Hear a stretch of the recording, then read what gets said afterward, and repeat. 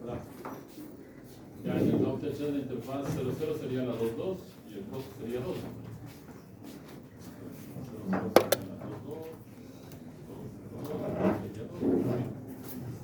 La 0.1 sería la 5.1.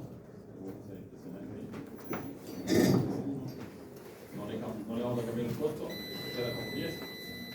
Y la 0.2 tendría la dirección 20, ¿no? La 0.2 sería la 20. Nada más.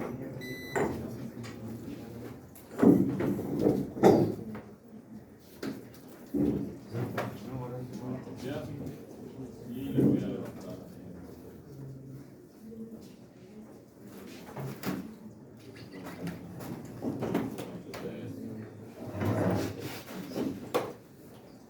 Y finalmente me tocaría configurar la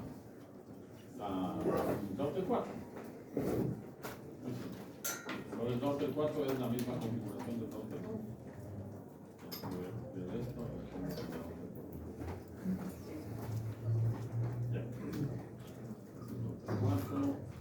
Router 4, la 0032.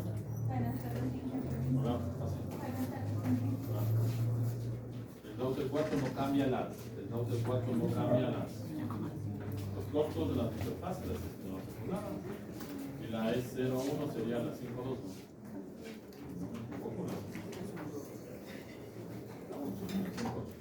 El 0032 y la S01.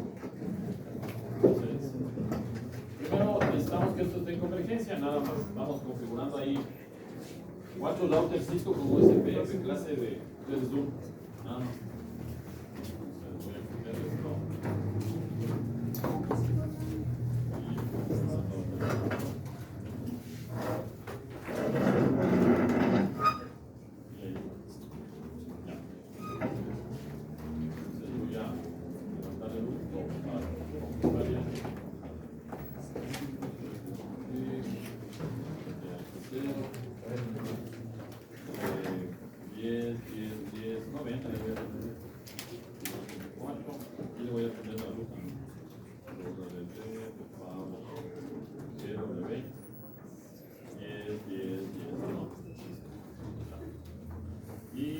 Está ocupado.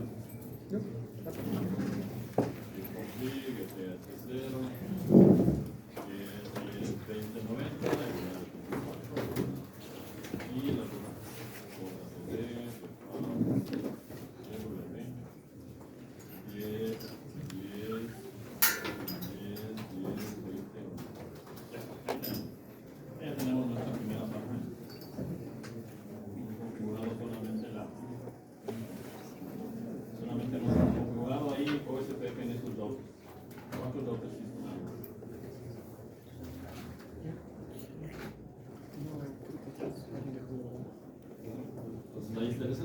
Hay 4 routers que están interconectados y al router 1 está pegado Ubuntu 1 y al router 2 está pegado Ubuntu 2. Ahí está el esquema de dirección.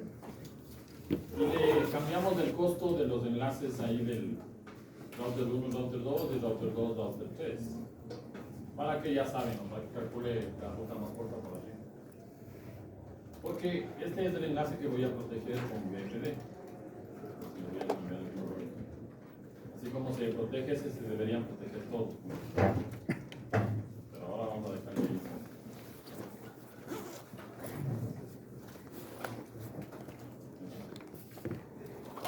La configuración se repite, es exactamente la misma que aquí. Lo que hago para una interfaz es lo que se debería hacer para los demás. Entonces, a ver, veamos el comportamiento de la red. Vámonos aquí a la 1.1. Voy a hacer un plan a la 10, 10, 20, 90, que es la de otro lado. Debe estar pasando, obviamente, es solamente vamos a estar pasando.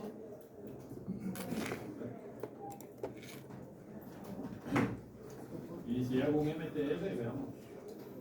MTL. 10, 10, 20, 90. Ahí me está marcando la ruta y me dice que se está yendo por la 1, 2, 2, 2 y luego lleva la 20, 90.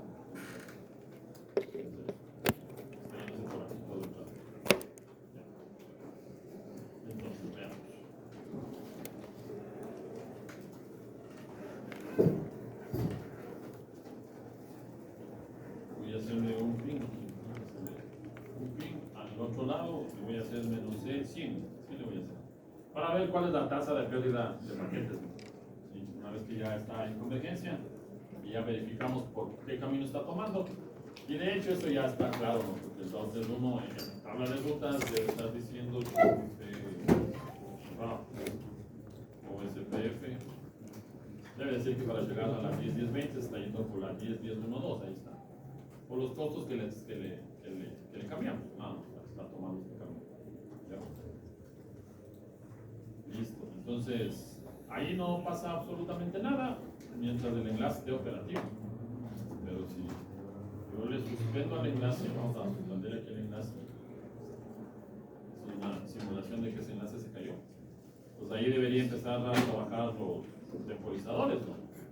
El router 1 debería darse cuenta de que no les llega los mensajes de él, vean, la ruta sigue apuntando a la 10.1.2. Pero en el cliente ya se perdieron los datos de ahí, ya no pasó. Se pasó hasta el paquete número 5. ¿Cuál es el problema? ¿Por qué se están perdiendo? Porque el router todavía tiene en su tabla de rutas la información que aprendió al principio. De hecho, eso todavía no cambia, vean, ahí está. ¿Cuánto tiempo debe esperar? Acuérdense en la regla general, ¿no? 4 veces el hello time. El hello time es 10 segundos, o sea que en teoría debería esperar 40 segundos para recién decir algo le pasó al vecino. Y ya este siguiente salto ya no se puede utilizar. Pero acuérdense en lo que decían ahí, vean, ahí ya se dio cuenta, ¿no? Ahí vean, después de ese tiempo dice, ya el vecino expiró. Ya, el vecino se cayó, el vecino expiró y voy a buscar otro camino y ya inyectó en la tabla de rutas el camino por la 10.10.3.2.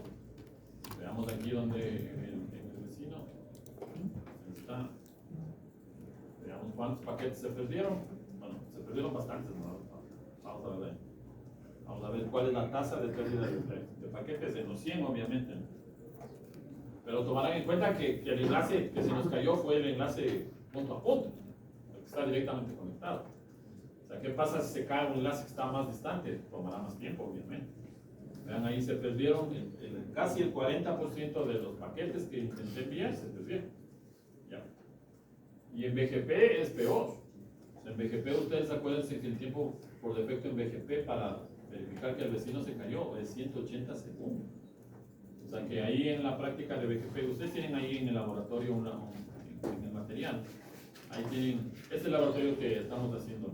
Ahí tienen ustedes, aquí tienen un laboratorio, verificarán, probarán, ya, ahí está el de BGP.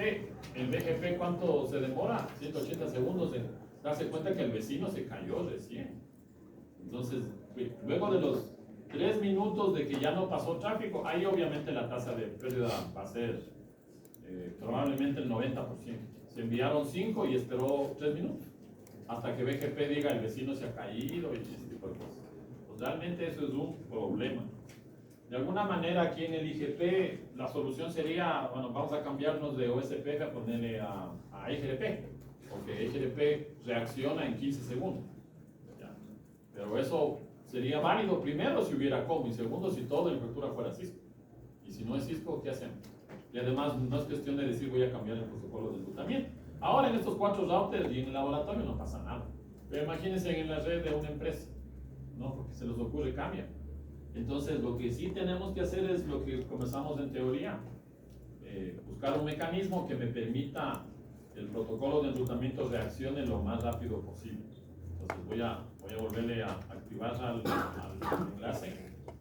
Cuando el enlace se recupera, obviamente esto es mucho más rápido, ¿no? De hecho, vean ahí, desactivé lo que estaba resumido o apagado y ya se activó, vean el enlace. El vecino 10.1.1.2 dice ya llegó al estado, ya se estableció la relación de vecindario, o sea que es en teoría inmediato y de hecho nuevamente ya puso aquí en la tabla el siguiente salto, el 10.1.1.2. O sea que el problema no es cuando recuperamos el enlace, sino cuando se pierde, porque ahí el protocolo tiene que esperar que no les lleguen los mensajes de Elo en el tiempo que dice la teoría. En este caso, 40 segundos. En el caso de RIP, aunque ya saben que RIP realmente no usamos. Está bien para aprender algo de enrutamiento, pero en la vida real no usamos. ¿Cuánto tiempo tarda para declarar una ruta inválida en RIP?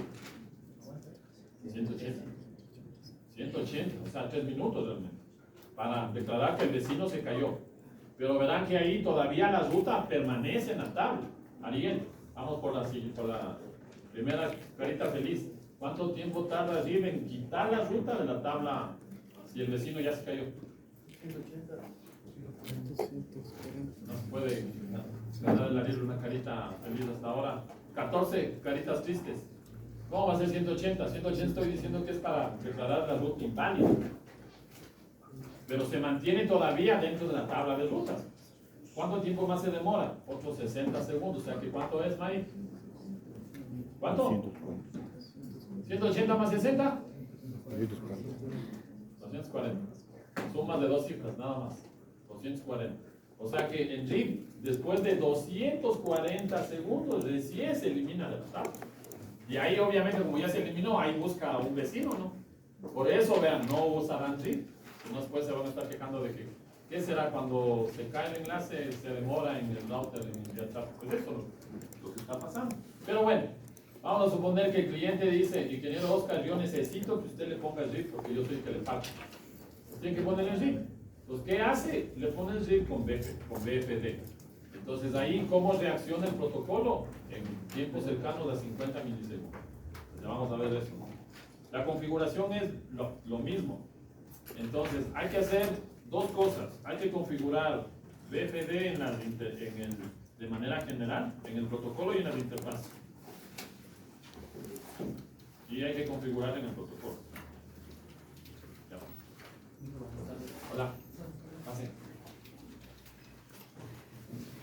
Adelante de eso, ¿no? Si solamente le configuran en el protocolo y no en las interfaces, no va a poder. Me interesa. Si solamente están en la interfaz y no están en el protocolo, entonces no. En este caso, está claro que yo aquí debería configurar en todas las interfaces. Debería configurar en AE00 y en AE01. Ya. Pero, para evitarme la fatiga, yo solamente voy a configurar en ese router que está ahí marcado, ¿no? En ese enlace que está marcado con azul. Pero ya saben que en la vida real tienen que configurar esto en todos porque digamos que ya configuro aquí. Se cae el enlace y obviamente va por el otro lado y aquí no le configuré. Se cae este enlace y va a tardar otra vez los 40 segundos para recuperarse. Entonces, la idea es que hay que configurarlo, obviamente en todos los enlaces. La configuración es realmente muy simple. Esto hay que hacerlo. Aquí está la configuración. Bueno, esto es un poco lo que estamos haciendo. Esos son los comandos que hay que hacer. La primera parte es la configuración en la interfaz. Ya saben lo que vamos a hacer. Ahí está. En este caso, veamos en mi escenario, es la interfaz 00. En el escenario que he hecho en el laboratorio, cuando he hecho el material, ha sido la interfaz 01, pero es lo mismo. ¿Y qué hay que decir? Hay que decir el tiempo, el intervalo en el que va a enviar los mensajes. Acuérdense que envían dos tipos de mensajes. En modo asincrónico, los mensajes eco, que son procesados por el plano de datos. Y en modo de control, los mensajes tipo control, que valgan la redundancia, son procesados por el plano de control. Ya. Entonces, ese multiplicador que es el número de mensajes que va a esperar ya no recibir. O sea, si después de 3 mensajes no recibe, él declara que el vecino se cayó. Entonces ahí ese valor de 100 es 100 milisegundos. ¿Sí? O sea, ¿él cuánto va a esperar? Va a esperar 300 milisegundos y después de 300 milisegundos en el ejemplo, ¿no? Si después de 300 milisegundos no detectan los mensajes, ya sea los mensajes eco o los mensajes de modo control, él declara que el vecino se cayó. O sea que en la tercera parte de un segundo, él ya sabe, ya le avisa al vecino, o más bien ya le avisa al protocolo, el vecino se cayó, tienes que utilizar otro camino. Y entonces probablemente le tome en reaccionar un segundo. Pasamos de los 40 segundos a que la reacción sea en un segundo. Ya, entonces vamos a hacer eso. Me voy a la interfaz, vamos a la interfaz. Y de hecho, esto habría que configurar, de hecho, en los dos lados, ¿no? Debo configurar en el router 1 y en el router 2 en las interfaces. Entonces, me voy aquí al router 1 y voy a irme a la configuración de la interfaz. Y interface es 00. Ya. Entonces, veamos ahí, ¿no? BFD, interval, el valor de BFD, interval. Veamos cuáles son los valores. De hecho, ahí están, ¿no? Los valores. El valor mínimo 50 milisegundos y el valor máximo 9.999 milisegundos. O sea que el tiempo mínimo que él esperaría recibir sería cada segundo. ¿Ya? Entonces yo le voy a poner 50. Entonces ese es el tiempo en el que él va a transmitir. Y también debe haber un tiempo de recepción, ¿no? Ahí está el otro parámetro. Ahí está. Rx. Ya. Ustedes pueden poner ahí realmente cualquier valor. De hecho, ahí están los mismos valores. Pero la idea sería que para poder ser más eficiente y más efectivo, si yo transmito en 50 milisegundos, el vecino me debería también enviar en 50 milisegundos para estar sincronizado. ¿Ya? Entonces ese sería el objetivo. Entonces yo voy a decir que yo voy a transmitir en 50 milisegundos el mensaje, estos mensajes tipo eco, los mensajes tipo control cada 50 milisegundos. ¿Ya? Entonces alguien me preguntaba ¿y cada qué tiempo o cuándo, cada qué periodo transmito? Ahí está la respuesta y ustedes configuran eso.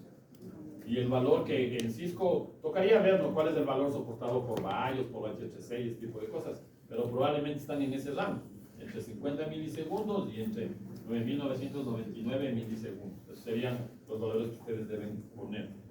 Y el multiplicador significa después de cuántos mensajes que no recibo, declaro que el vecino cayó, o que el enlace falló. Esa sería la idea.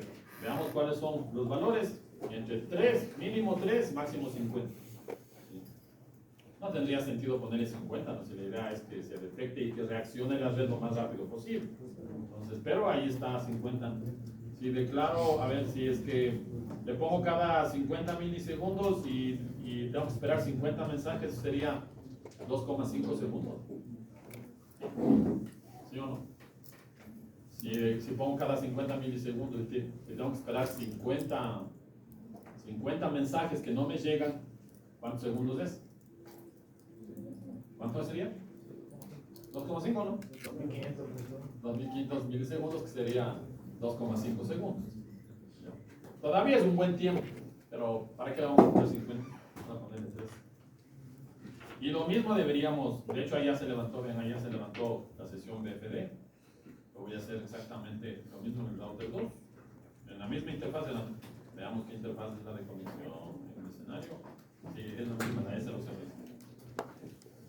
Entonces, interface de 00, ya, igualito, BFD, interval, 50, ¿no? Mínimo tiempo de recepción, 50, y el multiplicador, 3. Ya, y ahí también se debe crear. Entonces ya se creó, ahí está el mensaje de que la sesión BFD se acaba de crear. Entonces, el primerito es.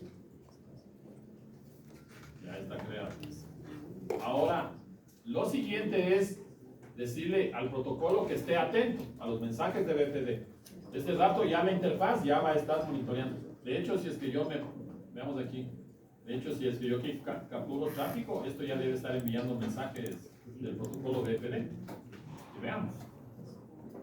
Veamos ahí. Vamos a poner, ahí se están enviando los mensajes. Ya. Entonces, vamos a la configuración del protocolo, ¿cuál es? Se van al protocolo de enrutamiento y este es el comando, ¿no? Que haga un BFD en las interfaces. En este caso deberíamos poner esta interfaz, pero vamos a dejarle que monitoree por todas las interfaces. Entonces, router, OSPF, y es la, ¿no?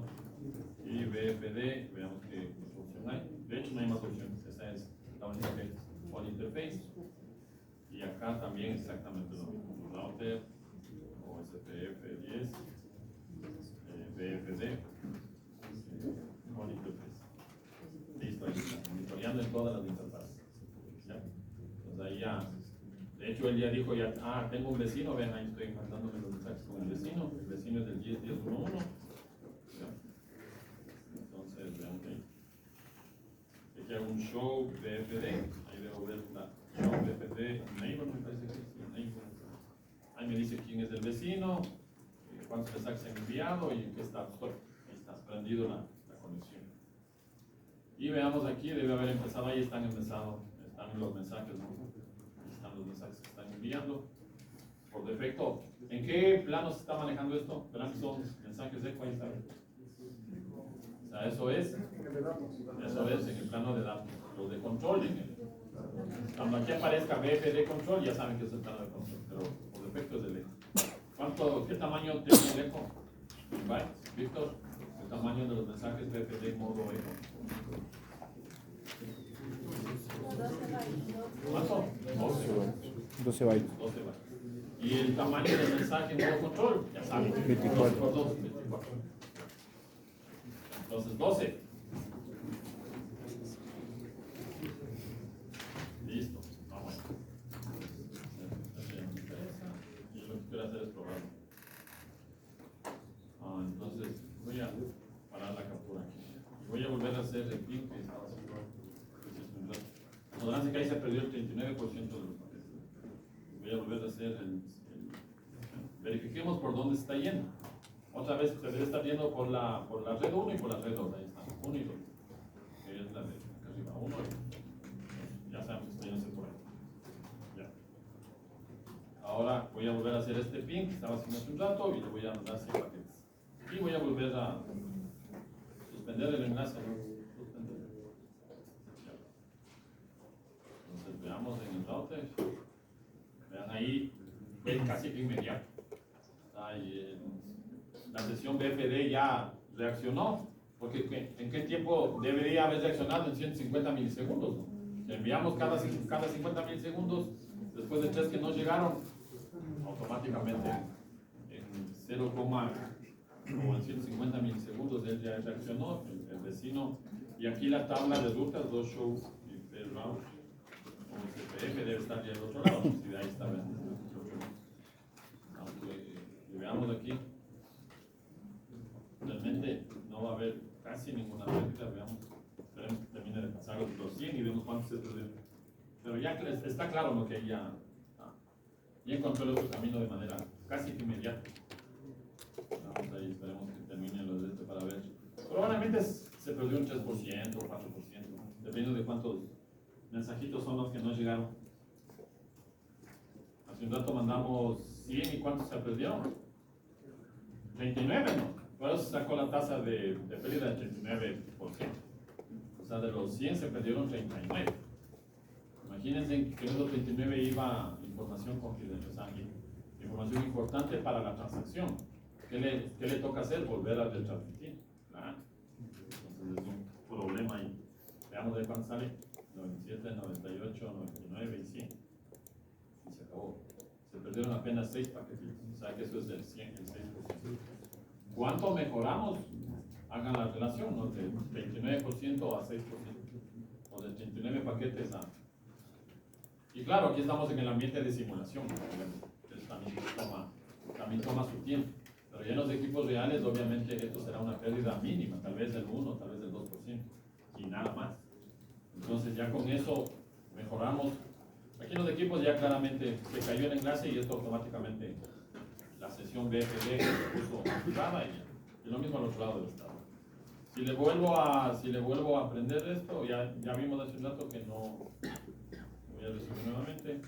Ya se debe haber subido ya. Allá me dice que el vecino BFD ya se prendió.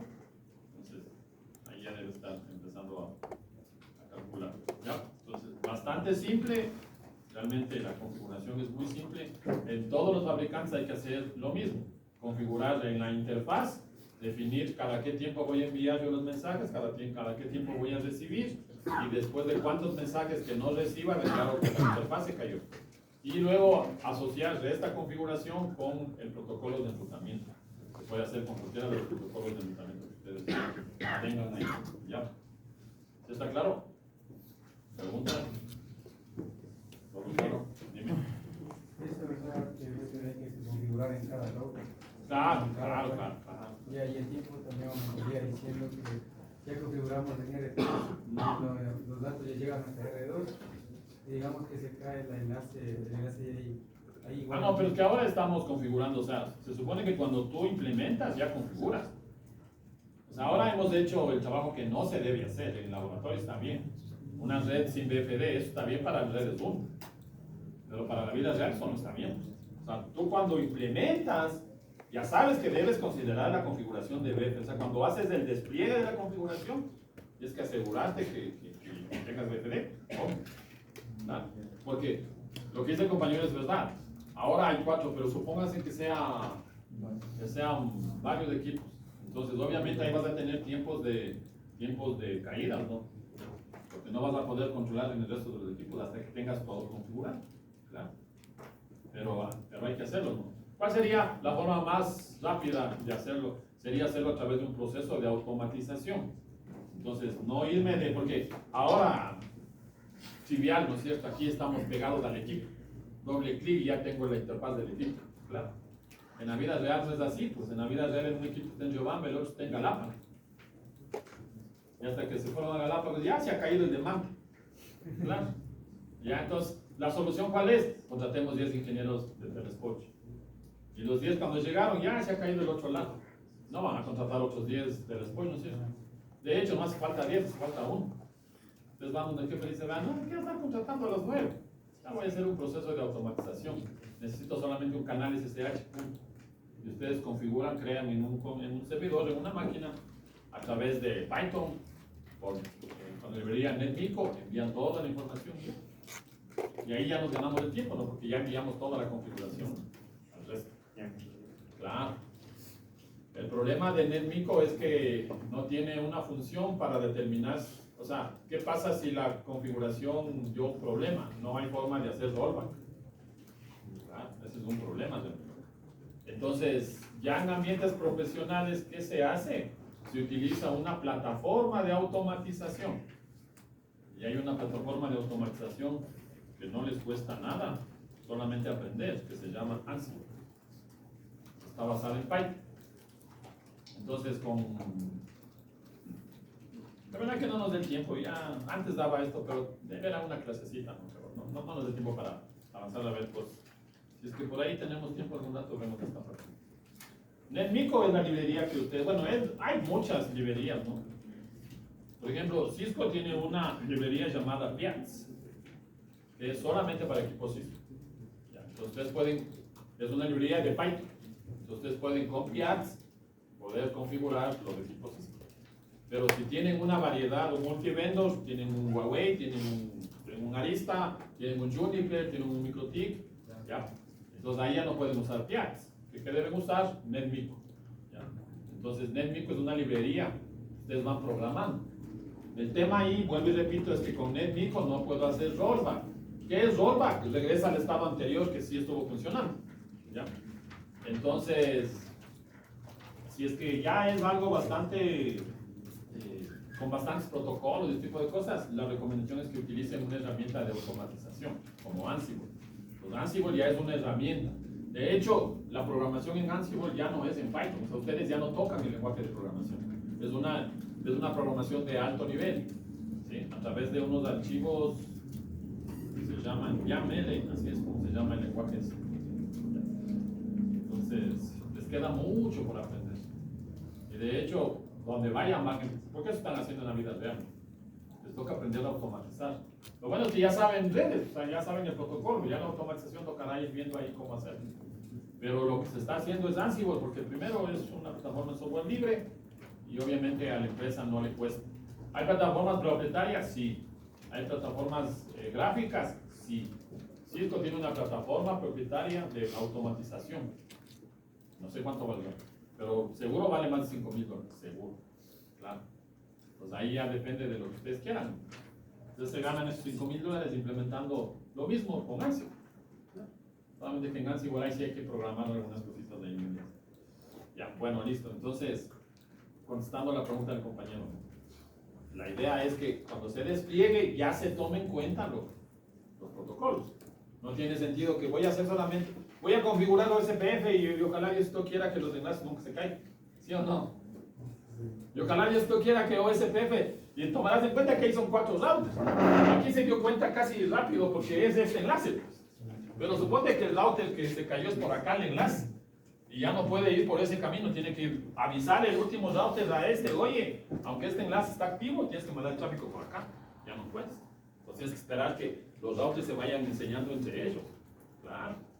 Entonces ahí son los tiempos. O sea, si hago yo lo mismo, pero allá pongo un router y el enlace que se cayó es del otro lado, entonces tiene que pasar toda la información hasta acá.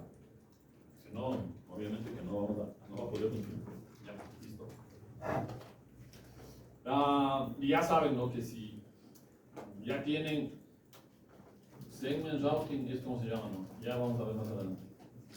Los que no han visto. Los que han visto ya saben.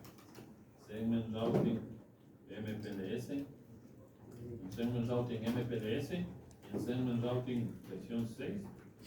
Ahí ya saben que tienen algo así llamado TI-LF. Pero hay que configurarlo, obviamente, ¿no?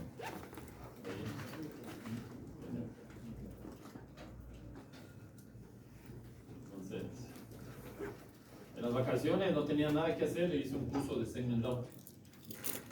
Ya aprendí más cosas de las que más o menos sabía. No he estado tan equivocado, la verdad. Entonces ahora ya aprendí algunas cosas. Entonces, ahora vamos a hacer más laboratorios en segment routing, con unas cosas súper interesantes. ¿Se acuerdan los que tomaron la materia? ¿Se acuerdan del flex algo? ¿Se acuerdan del flex algo para qué era? Víctor, ¿para qué sirve el flex algo? No viene esa clase, dice. Sergio, ¿para qué era flex algo? Verán que hicieron un trabajo de investigación, se ganaron hasta un punto ahí. Demostración de que copiaron el trabajo, ni leyeron siquiera. Y la verdad es que no leyeron porque cuando les pregunté sacaron cero de esa pregunta. Entonces, FlexArgo es un algoritmo que me permite virtualizar la red completa, o sea, a través del protocolo, ¿no? Entonces yo puedo crear, sin cambiar costos, nada por el estilo, ¿no? O sea, ahí están los costos como tal. Aquí hay un camino por esta red y hay un camino por esta red, si es que fueran, digamos que ahí fuera 2-2 y aquí fueran 4-4. Entonces el algoritmo FlexArgo crea una topología por un lado y otra topología por otro lado. O sea, yo puedo tener dentro de la misma red, ustedes saben que en OSPF tienen una topología, pero eso no es verdad, y es hora de que sepan la verdad. Ustedes con FlexArgo pueden crear N topologías dentro de la misma red. ¿Dónde se está usando eso? En redes 5G. Porque en las redes 5G, dependiendo del nivel de servicio que le dan al usuario, a él le dicen, usted va a tener una red con mínima latencia, o usted va a tener una red con máximo ancho de banda, o usted va a tener una red con mínimo número de saltos. ¿Ya? Entonces yo puedo crear una topología por el número de saltos, aunque es OSPF o aunque es AES, pero que puedo crear la topología por el número de saltos. Puede ser que una aplicación necesite que el paquete vaya máximo por 3 routers, nada más. Entonces, hacerlo así con OSPF no se puede, obviamente. Entonces, ¿qué tenemos que hacer? FlexArgo. Esa es la nueva, ese es el último descubrimiento, si lo queremos llamar así, en los protocolos de enrutamiento basados en link state. ¿Sí? Porque está basado en link state. O sea, yo puedo hacer eso siempre y cuando tenga segment routing MPLS o segment routing versión 6. No se puede hacer en otro tipo de implementación. ¿Ya? Y entonces ahí, por eso yo siempre digo, los de Cisco deben estar que se hablan de los cabellos, porque HLP llegó hasta ahí, ¿no? Ya ni siquiera en MPLS se usa, peor el segment routing. El segment routing no tiene forma de usarse, porque necesita tener un algoritmo que pueda tener un mapa completo de la red. Y los únicos algoritmos que tienen mapas completos son los de link state. Y tampoco hay un FlexArgo para HLP, porque el FlexArgo es la siguiente versión del link state, que me permite tener dentro de la misma red física varias topologías lógicas y cada topología asignada a un grupo de clientes. Entonces eso hemos conversado en los semestres anteriores, pero no hemos hecho práctica. De este semestre se llegan calientitas de esas prácticas de FlexArgo. Eso hemos de revisar al final. Ya, listo. Entonces, preguntas. Ya, ahora vamos a revisar el otro tema. Creo que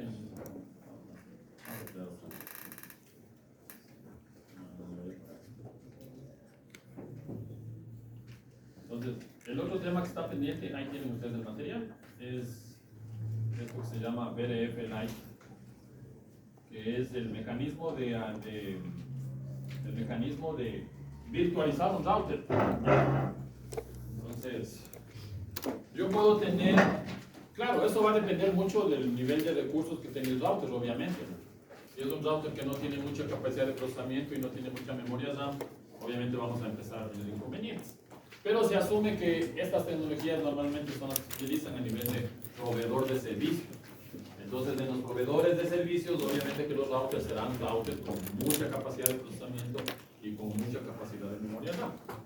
Entonces, la idea de lo que se conoce como BDF, aunque ese es un término que lo acuñó Cisco, todos los fabricantes tienen esta capacidad de virtualizar el router, es decir, el router físico se convierte en routers virtuales. Y cada router virtual yo le puedo asignar a un cliente. Con eso, ¿qué gano? Separo las tablas de rutas de cada uno de los clientes. Entonces, en el eventual caso de que haya un ataque a la red o un ataque a la tabla de rutas, el atacante solamente estaría, o sea, apoderaría de la información de ese cliente. Y el resto obviamente queda aislado porque en principio las BDFs o las rutas, o las tablas de rutas virtuales no se comunican. Ustedes pueden hacerle que se comuniquen, sí, pero en principio no se comunican, quedan aisladas. Piensen, para los que llegan recién de redes 1, piensen en las VLANs. Sin enrutamiento, no, obviamente sin enrutamiento. Cuando yo tengo una VLAN sin enrutamiento, las VLANs están separadas. No tengo forma de pasar tráfico. Aquí pasa exactamente lo mismo. Solamente que estos serían una especie de VLANs, pero a nivel del router. ¿Ya? Entonces, como les decía, o sea, esta es la tecnología que se implementa en los fabricantes, ¿no? Que son las instancias de enrutamiento. ¿Ya? Entonces, una instancia de enrutamiento no es nada más que una colección de varias cosas. Primero, tabla de rutas. Segundo, tabla de forwarding. Y tercero, interfaces. Y claro, tiene que haber al menos. Imagínense aquí este router con 2 interfaces. ¿Cuántas BDFs puedo tener? Una. Claro. ¿Por qué? Debo tener una interfaz de entrada y una de salida, ¿no es cierto? Y si tiene el router solamente 2 interfaces, puedo crear otro router virtual. Podría crear, pero no le voy a poder asignar la interfaz porque solamente tengo 2. ¿Ya? Entonces ahí ya vamos a ver qué es lo que se hace para resolver ese problema. ¿Ya? Entonces, eso es básicamente una instancia de enrutamiento. ¿Ya? Una tabla de rutas, las interfaces, la tabla de forwarding y obviamente un protocolo de enrutamiento. Eso es bueno y es malo, porque yo puedo tener un router físico en el que voy a crear 3 routers virtuales y en el un router virtual corriendo RIP, en el otro OSPF, en el otro BGP y en el otro EGP, por poner el ejemplo. ¿Qué capacidad o más bien qué cantidad de recursos necesita? Recuerden que BGP realmente consume bastante, igual que IGP, igual que OSPF. Entonces, eso también hay que tomar en cuenta, ¿no? ¿Ya? Como les decía, todos los fabricantes tienen este concepto. Ahí están algunos de los ejemplos. Cisco los llama BDF. O sea, en Cisco no vamos a encontrar instancias de enrutamiento. Pero en Huawei y en H3C sí lo vamos a ver eso cuando configuremos más adelante MPLS. De hecho, esto es importante que se entienda porque ahora no le vamos a encontrar mucha utilidad, ¿sí? Más allá de la práctica. Pero en la vida real esto se utiliza para brindar los servicios de VPNs de capa 3 a nivel de las redes de MPLS y a nivel de las redes de segment routing, porque yo puedo crear una instancia que va a ser transportada por MPLS o por segment routing. Entonces, importante que se entienda para qué, cómo se configura y para qué sirve, ¿ya? Entonces, bueno, tanto en Juniper como en Huawei y en H3C, que es el equipo que nosotros usamos en la práctica, se denomina instancia de enrutamiento, y en FortiGate, que es el firewall que usamos, se conoce como dominio virtual, ¿ya? Un dominio virtual, que es exactamente lo mismo, ¿no? O sea, yo al firewall físicamente le puedo hacer firewalls virtuales y asignarle a cada parte del departamento o a los clientes, lo que sea. Y lo mismo se puede hacer en Palo Alto Network, se puede hacer en Checkpoint, en todos los firewalls se puede hacer. Entonces el mecanismo de virtualizarle al equipo es básicamente lo que se hace, ¿ya?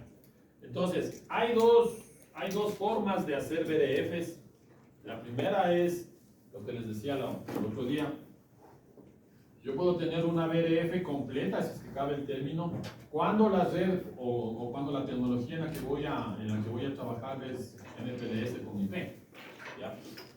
Y se conoce como BDF Line, que es lo que vamos a revisar ahora, o BDF liviana sería la traducción, ¿no? Cuando el mecanismo de transporte es solamente IP. En nuestro caso ahora es solamente IP, todavía no hemos visto el tema de MPLS. Pero ya cuando hagamos el tema de MPLS, ahí sí vamos a implementar BDF como tal. Ahora también BDF, pero BDF Lite, porque el mecanismo la red de transporte es solamente IP. Dime. ¿Y el BDF Enterprise? ¿Qué diferencia hay con los otros? He visto así que hay que dicen- ¿Cuál? Este de aquí. El BDF Enterprise. ¿Cuál es? El BDF Enterprise. ¿Cuál es ese? No sé. En internet vi que hay uno que también, o sea, es como light, pero le ponen Enterprise. A ese Debe ser un sinónimo, ¿no? Yo lo que he revisado y lo que he visto es que las BDFs como tales en las redes de MPLS y las de BDF Lite es cuando tiene solamente IP. Pero la Enterprise no he visto. La verdad que no he visto. De lo que han leído, ¿qué Yo dice? quiero para mí MPLS, pero es Enterprise. Creo, no me acuerdo. Entonces debe ser el BDF, ¿no? Si es que es para MPLS. Pero en la literatura se habla de BDF. Sí, no he visto ese término de BDF en Enterprise. Pero bueno, está de revisar. ¿Alguna otra inquietud? Como dice ahí la presentación, cada BDF es independiente en cuanto al enrutamiento y al forwarding, y eso pasa porque se van creando tablas de rutas, ¿no? Entonces, para los que no sabían, un router puede tener n+1 tabla de rutas, porque ya viene con una tabla, que es la que normalmente hemos estado usando, la tabla de rutas y la tabla de forwarding. Y yo lo que puedo, cuando creo una BDF se crea una tabla adicional, tanto de rutas como una tabla adicional de forwarding. O sea que si en el router yo creo 10 BDFs, tendría, ¿cuántas tablas tendría? 11, ¿no? Las 10 que acabo de crear, más la una que es la BDF. De hecho, esa es lo que se conoce como la BDF por defecto, ¿no?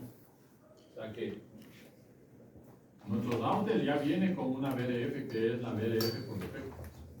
Es lo que nosotros hemos venido manejando en las prácticas anteriores, solamente la BDF principal, si lo queremos llamar así. Y aparte de eso, yo puedo crear las BDFs. ¿Ya? Estas BDFs pueden soportar sin problema IP versión 4 o IP versión 6, sin ningún problema. ¿Ya? Y lo que dice la teoría, ¿no? Las BDFs se utilizan para hacer, cuando el core es de MPLS y se lo hace con multiprotocol BGP. Entonces ya vamos a ver más adelante. ¿Listo? Y BDF Lite cuando es con solamente en el core IP. ¿Ya? ¿Qué más por ahí? Entonces, bueno, es básicamente eso. Ahora, yo tengo aquí, en este ejemplo, en esta gráfica, tengo creado 3 BDFs, ¿no? La BDF gris, la BDF azul y la BDF tomate. Entonces, si yo quiero conectar una BDF tomate con la BDF del otro lado, debería tener en principio un puesto físico. Claro. O sea, yo tengo aquí mi router, la BDF1 debería comunicarle por un cable físico, ¿no? La BDF2 debería tener otro cable físico y la BDF número 3 debería tener otro cable físico. Eso en principio. Pero ¿qué pasa si yo tengo 100 BDFs? Significaría que yo debería tener 100 interfaces. Y eso no es posible. Porque además sería demasiado costoso. ¿Ya? Entonces, ¿qué se hace? Lo que se hace es tener una sola conexión física entre los routers. ¿Ya? Una sola conexión física. Está claro que debería ser una conexión física de alta velocidad. Estamos hablando al menos de una conexión a gigabit. ¿Ya? Pero en la vida real deberíamos pensar en un puerto de 10 gigas, en un puerto de 25 gigas, en un puerto de 40 gigas. Acuérdense que ahora estamos ya en 800 gigas. Entonces, según la información de los fabricantes, el otro año, por febrero o marzo, estamos hablando ya de puertos a terabits. ¿Sí? Entonces, estamos hablando de un puerto que está trabajando o que va a trabajar a 1000 gigabits, ¿sí? Un solo puerto físico. Está también claro que eso será por fibra óptica, no hay otra manera. O sea, ya de hecho, pasado los 10 gigas, ya no se puede transmitir en cobre. Ya se puede transmitir en cobre. Y la comunicación inalámbrica obviamente no ha llegado todavía hasta los 10 gigas. Se supone que Wi-Fi 7 llega casi hacia 8 gigas aproximadamente, en un medio ideal. Entonces, la única manera de interconectar por un puerto mayor a 10 gigas es usar fibra óptica. Esa es la única forma. Entonces, ¿qué es lo que se hace en la práctica? La conexión entre las BDFs. Yo tengo aquí una BDF, vamos a decir BDF1, aquí una BDF2 y aquí una BDF3. Lo mismo al otro lado. BDF1, BDF2 y BDF3. La idea finalmente es que esas BDFs se conecten a los clientes. Entonces se conectará al cliente 1, se conectará al cliente 2, se conectará al cliente 3. Igualito, ¿no? Se conectará al cliente 1, se conectará al cliente 2 y se conectará al cliente 3. Ya vamos a hacer ahí la parte. Entonces, yo necesitaría alguna forma de diferenciar el tráfico del cliente 1, del cliente 2 y del cliente 3. Del cliente 1 que está asociado a la BRF1, cliente 2 que está asociado a la BRF2 y así continuamente. Entonces, ¿qué es lo que se hace? Nos valemos de las cosas que ya sabemos. Entonces, ustedes ya saben de las 3 técnicas que se utilizan, ya saben 2. Primero, 802.1q. ¿Qué es eso? Es bits. Las etiquetas de las bits. Entonces, ¿cómo yo diferencio el tráfico en el cable ya? En este cable, digámosle que este cable ahora, Diosito ha querido que el gerente nos dé dinero y nos hemos comprado un enlace de 40 gigabits. Suficiente, más que suficiente. Entonces, pero en ese cable físico tengo que diferenciar el tráfico. Lo primero que se me ocurre que es bits. ¿Cuál es el problema? Acuérdense en el problema que solamente yo tengo 12 bits para identificar las VLANs o los segmentos de capa 2, si lo queremos llamar así. Eso significaría que eso estaría muy bien siempre y cuando yo tengo hasta 4096 clientes, ¿no? Sería eso, ¿no? Que es 2 elevado a la 12, ¿se acuerdan? O sea que yo podría utilizar 802.1q hasta con 4096 clientes. ¿Ya? Asumiendo que no vamos a usar dentro, internamente para nada, ninguna etiqueta de VLAN. Ahí estamos. Esa sería una opción. La siguiente opción sería, si ya es una cantidad de BRFs mayor a 4096, la otra opción sería utilizar túneles Grey. ¿Sí? Ahí sí ya sería utilizar túneles Grey. Esa sería la única manera, ¿no? Túneles Grey. Ya como los túneles Grey, ya realmente no hay un límite. Podrían crear los que ustedes quieran. Y luego la otra opción es utilizar etiquetas o labels de MPLS.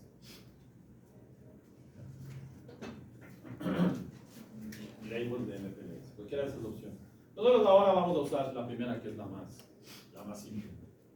Ya. Ahora, con esto terminamos la teoría, ¿sí? Porque ya es nada más eso. Y luego ya viene aquí el ejercicio. Pero bueno, no, ahí se les queda, ahí está, ya está, paso a paso. Vamos a hacer un más chiquito. Ahí está el más grande. Entonces, ahora, estas BRFs tienen una identificación. Entonces, la BRF tiene una identificación. De hecho, hay 2 parámetros que identifican a la BRF. El primero se llama RD y el segundo se llama RT. Esos son los nombres o los términos de los parámetros que identifican una BRF. El RD es el parámetro, ¿sí? De hecho ahí está el término exacto. La traducción sería distinguidor o diferenciador de ruta, sería, ¿no? Sería la traducción de ese término. Entonces, ¿para qué me sirve eso? Yo puedo tener, digamos que aquí el cliente 1 podría tener la red, ya vamos a probar a hacer eso. Yo podría tener aquí la red 10.10.0.0/24 y acá 10.10. No sé, 1.0 es la 24 ya. Bien. Digamos que esas son las redes de los clientes, del cliente 1. Pero gracias al RD yo podría tener un cliente 2 que también tenga la 10.10.0.0 es la 24 y al otro lado la 10.10.1.0 es la 24. La misma. ¿Sí? La misma. Esto no se puede hacer en un ambiente normal. En un ambiente nativo de IP esto no es posible hacer. ¿Por qué? Porque el router va a decir, a ver, pero aquí tengo 2 direcciones que son iguales. ¿Por dónde envío? ¿Le envío a un cliente o le envío al otro cliente? Internamente eso no se podría hacer. Entonces, ¿por qué se puede hacer? Porque cuando yo configuro la BRF le pongo una identificación. Aparte de la etiqueta de la VLAN que vamos a utilizar, se le pone una identificación. Entonces, eso permite que internamente los routers del proveedor puedan pasar la misma dirección IP. ¿Sí? La misma dirección, los mismos prefijos. De hecho, digamos que aquí corre OSPF y aquí corre también obviamente OSPF, aunque podría ser otro protocolo de enrutamiento, no podría ser RGDP. ¿Qué necesitaría para que sea RGDP? Debería ser redistribución dentro de la BRF, sin ningún problema. Entonces, cuando este router aprende lo del vecino OSPF, a través de la BRF le tiene que pasar al otro lado, para que él también aprenda y avisarle a los vecinos, y aquí tenemos el tema de enrutamiento entre los clientes. ¿Qué prefijos va a aprender? Va a aprender la 10.10.00 y la 10.10.10. ya, en esa BRF. En la otra BRF, ¿qué va a aprender? La 10.10.00 y la 10.10.10. ¿Ya? Y el otro cliente, ¿qué va a aprender? La 10.00, o sea, reutilizo las direcciones IP. ¿Por qué? Porque internamente los routers no se van a confundir. ¿Por qué? Porque ahí la dirección adicional al 10.00 que se le añade este valor de 64 bits. Ahí está. Nos acordarán de eso. ¿Ya? Yo a los que recién llegan de redes 1 les había dicho al final que no solamente hay las direcciones IP versión 4 y las direcciones IP versión 6. No solamente hay esas direcciones. Ahora hay unas nuevas direcciones que se forman con la dirección IP versión 4 y el RD. Y estas direcciones se conocen como VPN V4. Entonces, una dirección VPN V4, ¿qué tamaño tiene? 32 bits de la dirección IP versión 4 y 96 bits del RD. ¿Cuánto me da eso? En mis tiempos, 96 bits.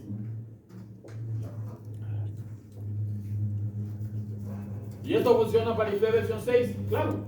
O sea que con IP versión 6, ¿qué tipo de direcciones deberíamos tener? Unas direcciones que se van a llamar VPN V6. ¿Qué tamaño tendría, Diana, las direcciones VPN V6? ¿Cuántos bits? 66. ¿Tendrían? 160. ¿Sí, no? 128 bits de la dirección IP versión 6. No, estoy mal. 128 más 64, 192. ¿Sí, no? 192. Porque el RD, ¿cuánto vale? 64 bits. Entonces, 128 que ya viene de la dirección IP versión 6, más los 64 bits, ahora tengo unas nuevas direcciones. Pues ahora ya saben que en redes se manejan 4 tipos de direcciones. IP versión 4, IP versión 6, VPN V4 y VPN V6. Cuando usamos el tema de VRFs. ¿Ya? Y luego van a ver que hay las direcciones de VPN, las direcciones VPLS, etcétera, etcétera, etcétera. Luego vamos a ver más adelante. ¿Ya? Ahí están los diferentes formatos de cómo se representan el RD. ¿Sí? El distinguidor o el diferenciador de la ruta, ahí está cómo se lo hace, sin ningún problema. ¿Ya? Entonces, el otro parámetro, ya está claro para qué sirve el RD, ¿no? Es la etiqueta de los prefijos dentro de la red del proveedor a través de las VRFs. Y el otro parámetro se utiliza en una, o sea, este es el parámetro para la VRF Lite. De hecho, la VRF Lite tiene solamente RD. Pero la VRF completa, o la VRF que utilizamos en MPLS, tiene el RD y además el RT. Y ahora no les voy a explicar, ya nos vamos a confundir. Lo único que hay que saber es que cuando hagamos VRFs con MPLS, ahí sí vamos a volver a hablar del RD y luego vamos a hablar del RT. En la VRF Lite, solamente RD. ¿Está claro? Y de hecho eso lo vamos a configurar ahí. De todas esas nomenclaturas, lo que normalmente se hace o en los ejercicios o en las prácticas, a cada cliente se le asigna una identificación. Entonces vamos a asignar el 1.2.1 como RD al cliente 1, 2.2 al cliente 2 y así, ¿no? 3, 2.3 y así sustantivamente. Como es de 64 bits, yo puedo tener aquí un número de ¿cuál sería aquí el valor? 2 elevado a la 32, ¿no? 2 elevado a la 32 de aquí y 2 elevado a la 32 acá, que serían los 64 bits.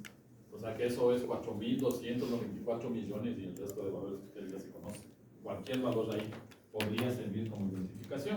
Otro formato es que utilicemos un número de ACN y el valor del sistema autónomo y un valor cualquiera.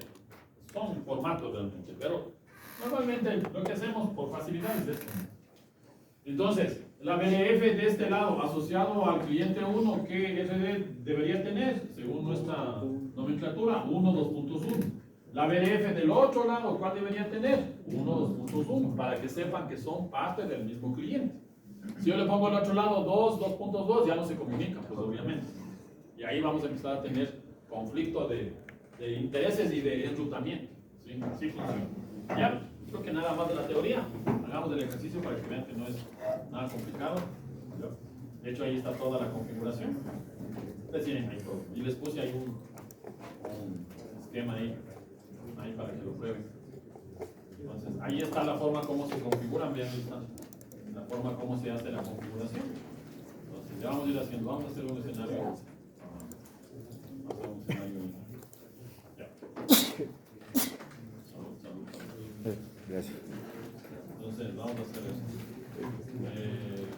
Vamos a levantar otro escenario. Ay, chema. Ya queda aquí, así. Ah,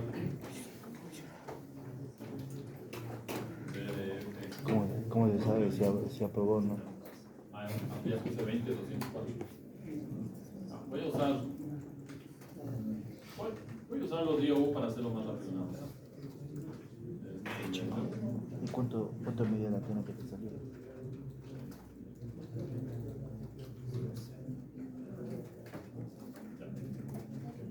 Voy a...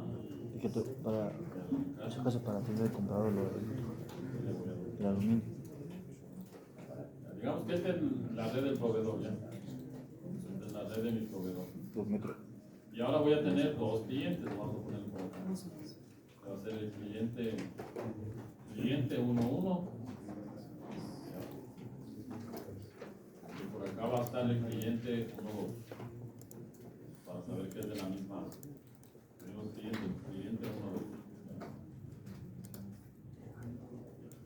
Y lo mismo, voy a crear otro cliente, ¿no? Duplicamos.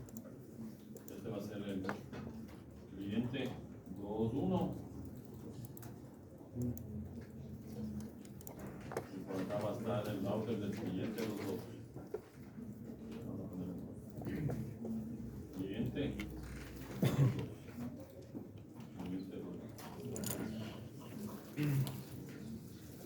Ya, ahí estamos, ¿no? Lo vamos a conectar. Conectarle la 00 acá, la 00. La 01 acá, la 01. La 00. Luego ya les ponemos ahí computadora. 00. O si no, generamos las direcciones loopback para no estar configurando. Pero bueno, ya vamos bien. Ahí vemos qué hacemos. Ya, entonces, ¿qué más? 00 y 01. E internamente la vamos a conectar por la 02. 02 acá la 00. Y 01 acá la 02.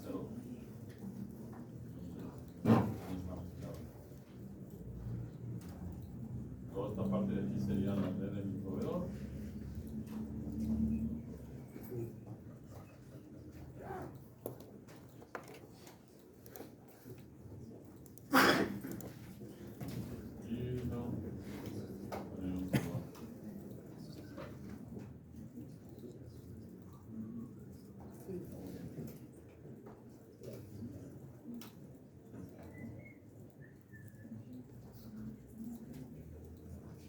Entonces,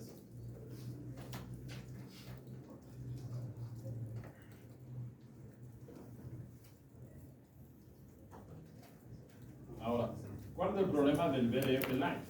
Por eso está bien para la práctica, ¿no? Pero en realidad no he visto ninguna implementación de BDF Lite.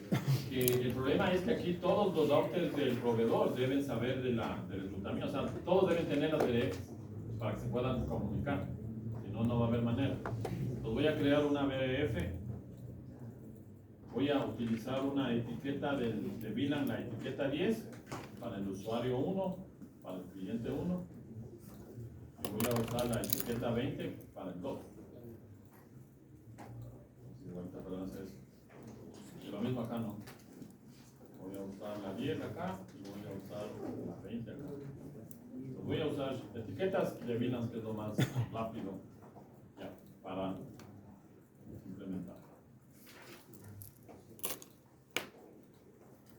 Entonces, y además debería tener redes de configuración, ¿no? Internamente. Entonces vamos con eso. Entonces voy a poner la 10, 10, 10, 0, la 4, aquí para el cliente 1, y acá obviamente sería la 10, 10, 11, ¿no? Para el mismo cliente. Y acá debería ser 10, 10, 20, cuando voy a generar estos enlaces lógicos a través del túnel 800 o a través de la etiqueta 802.1Q, finalmente son secciones de red diferentes. Aquí sería la 10, 10, 20. Bueno, ya sé que es lo que aquí vamos a poner un esquema de direccionamiento. Esto sí ya no cambia, esto es igualito. 200, 10, 10, 2, 52. ¿Saben? Esto digamos que es la 200, 10, 10, 2, 48.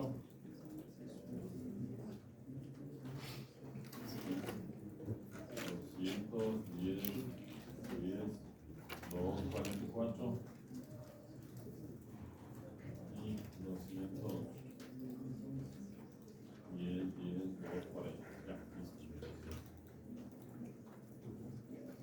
Sí, ya, nada más. Ya luego aquí les ponemos a los clientes, ¿no? Para hacerlo rápido vamos a poner los BPCs, que son los que no consumen nada. Vamos a ponerles ahí 4 BPCs. Y les asignamos ahí redes a estos BPCs. Por aquí un BPC conectado, por aquí el otro BPC conectado, por aquí el otro BPC conectado. Y por acá el otro BPC va a conectar a los otros puertos. Acuérdense que del lado del cliente ellos no saben en absoluto que adentro están generando BDFs. Simplemente accede al servicio. Solamente que el proveedor ahí le dice, su servicio está asegurado. Nadie va a poder ingresar a su tabla de rutas. Ahora ya saben cómo lo hacen.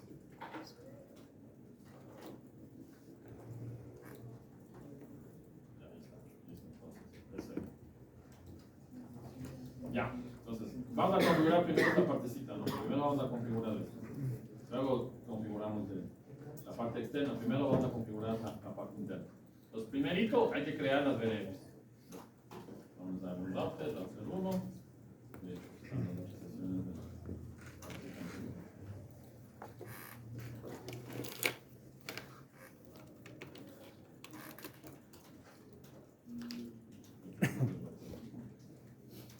Entonces, ahí están los comandos que nos toca hacer. Ahí está el comando IPVDF y el nombre de la VDF y un RD, nada más. Pues yo tengo dos clientes, tengo el cliente 1 y el cliente 2. Pues vamos a hacer eso. Entonces, IPVDF, el nombre del cliente. Cliente A, vamos a poner, es más sin espacio, sin nada. Cliente A, así. O el nombre que ustedes elijan. Yo le voy a poner cliente A para el usuario. RD 1, 2.1. Nada más. Listo, está creada la VDF para el primer cliente. Creemos la VDF para el siguiente cliente, igualito, ¿no? IP, VDF, cliente B. Este RD, vamos a ponerle el RD 22. Puede ser 355, lo que ustedes quieran, eso no. Acuérdense que tienen ahí una gran cantidad de posibilidades, 2 elevado a la 32. 1000, 5000, 5000, lo que ustedes quieran. El valor que ustedes deseen. Por orden le voy a poner 2. Nada más. ¿Ya? Lo mismo en el resto de los routers. Exactamente lo mismo. Vengo aquí al router 2. Y me vengo al router 3. Router 2, bueno. Router 2, configuro el terminal. ¿Cómo lo hacemos en Huawei? Lo mismo. La instancia tiene un RD y un RT. Habrá que buscar el comando. Varios también soporta VDFs. Lo que no estoy seguro es, aunque sí debe soportar, porque MikroTik puede hacer VPNs de capa 3 por MPLS. Y la condición para poder hacer VPNs de capa 3 por MPLS es tener VDFs. Entonces, si es una condición, se asume que en MikroTik también hay cómo hacer VDFs. De hecho, en todos los fabricantes pueden hacer VDFs sin ningún problema. Ya tocaría ir buscando el comando, no nada más. De hecho, cuando configuremos en el HTC, van a ver que ahí se configura routing instant, una instancia de enrutamiento. No se pone VDF. Por eso, nuevamente, el término de VDF es de Cisco, nada más. Pero bueno, IP, VDF, cliente A, ¿no? Ya, RD 1, 2.1. Éxito. Vamos ahí. IP, VDF, cliente B, RD 2,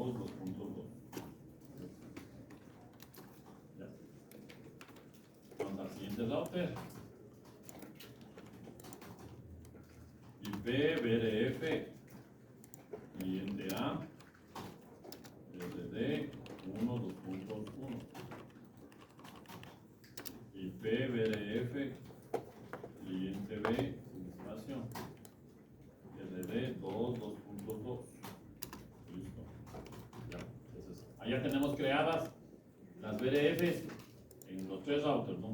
Aquí internamente, en esta parte. Porque finalmente, aquí hay donde estoy marcando, ahí es la definición de las BRFs. Los clientes no saben, obviamente.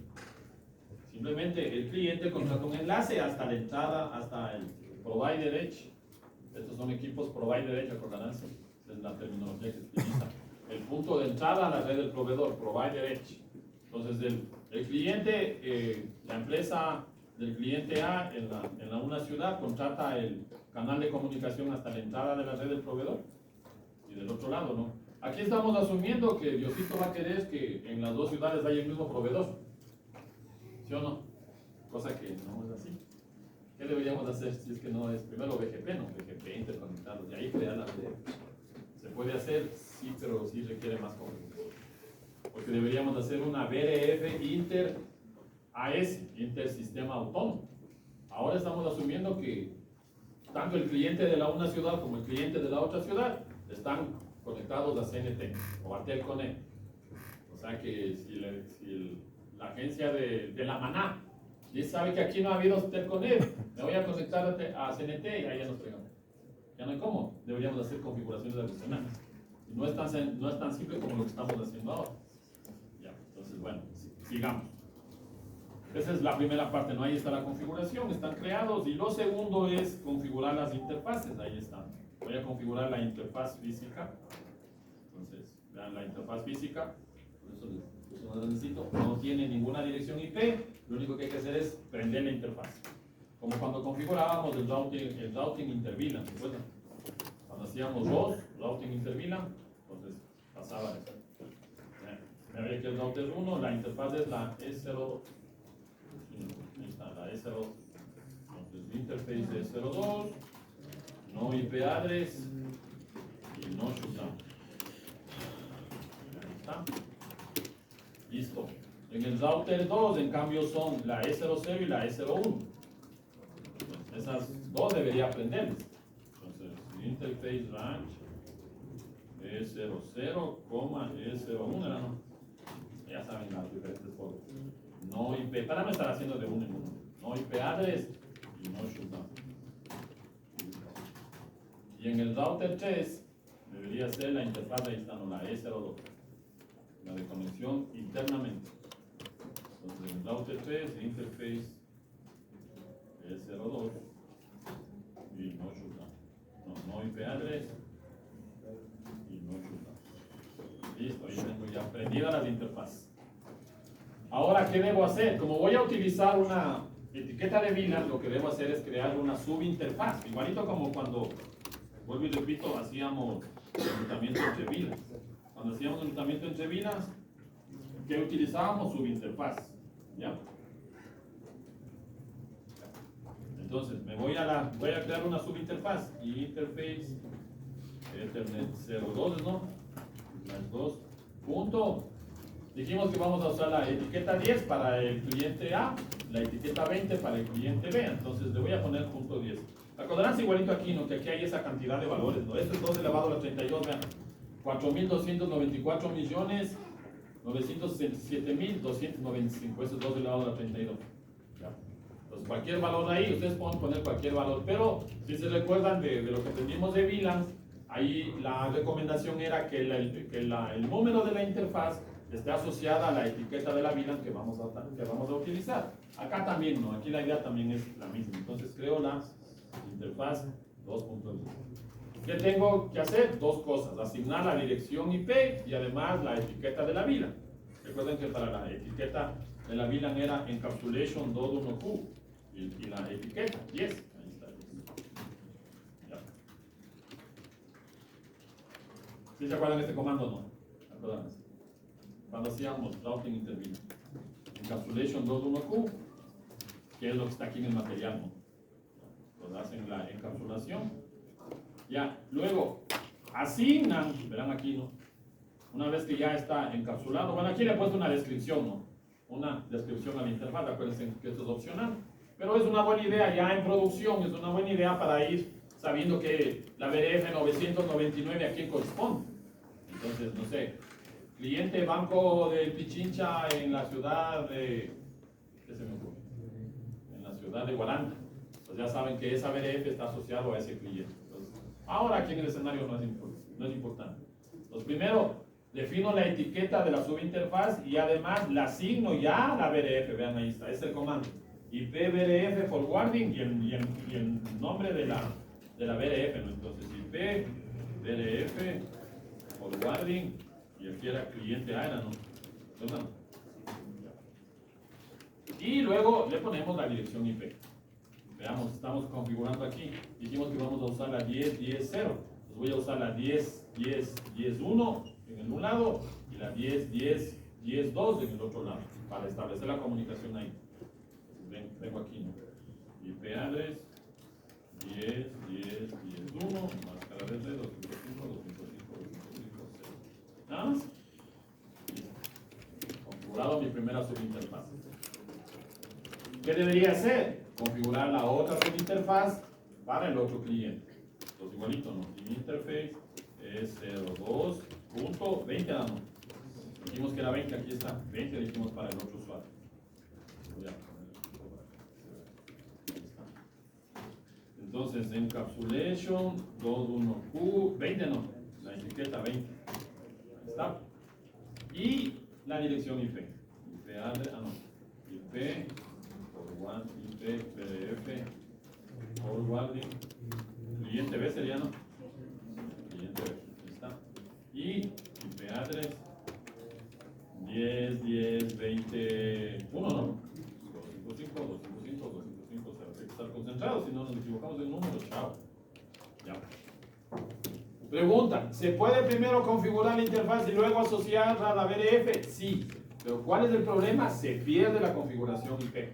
O sea, si yo ya tenía configurado la dirección IP y después de configurar la dirección IP le asocio a la BDF, se asocia, pero se borra la configuración de la dirección IP. Por eso que hay que, en ese orden, ¿no? En este caso, ¿no? Si fuera un túnel GRE, asociarle al túnel GRE, asociarle a la BDF y luego configurar la dirección IP de ese canal de comunicación. ¿Ya? Entonces en el router 1 está resuelto, que no está nada complicado. En el router 2 ya un poquito medio, porque aquí debo, ¿cuántas subinterfaces debo configurar? 4, ¿no?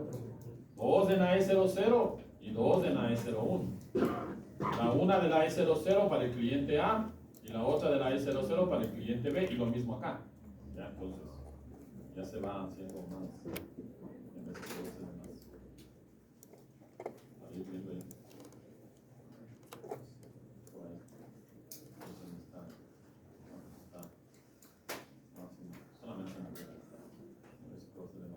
Creo que ese era el tamaño mínimo que podía ser un programa. Pero bueno, veamos. Ojalá no nos equivoquemos. Damos la E0010 y la E0020. Entonces, interface E00.10, encapsulation 21Q10, IP, BDF, forwarding, cliente A, ¿no? Cliente A, la dirección IP. 10.2, no sé qué. 255, 255, 255, 0. Creemos la misma BDF para el cliente.